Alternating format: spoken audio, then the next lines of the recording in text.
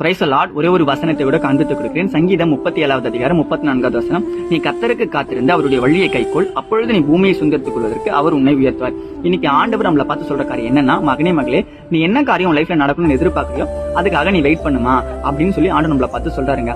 ஆனா இங்க வெயிட் பண்றதுல ஒரு சிக்கல் இருக்கு. நான் ஒரு பஸ்ஸுக்காக வெயிட் பண்ணுகிறேன், அந்த பஸ் எப்போ வரும்னு எனக்கு தெரியும், நான் வெயிட் பண்ணி அந்த பஸ்ல ஏறி போயிருங்க.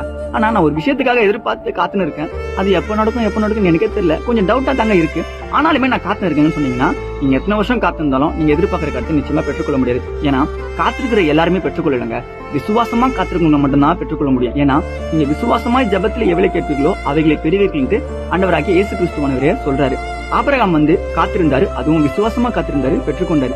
நீங்களும் விசுவாசமா காத்திருந்தீங்கன்னா உங்க லைஃப்ல என்ன எதிர்பார்க்கீங்களோ நிச்சயமா அதை பெற்றுக்கொள்ள முடியும். இன்னைக்கு ஒருவேளை உங்க வாழ்க்கையில உங்க படிப்புல, உங்க வேலையில, உங்களுடைய மற்ற காரியங்கள் எல்லாத்தையும் நீங்க ஒரு காரியத்துக்கு எதிர்பார்த்து காத்திருக்கீங்களா, நீங்க அதை பெற்றுக்கொள்வீங்க. ஆனா நீங்க விசுவாசமா இருந்து காத்திருந்தீங்கன்னா அப்பதான் பெற்றுக்கொள்வீங்க.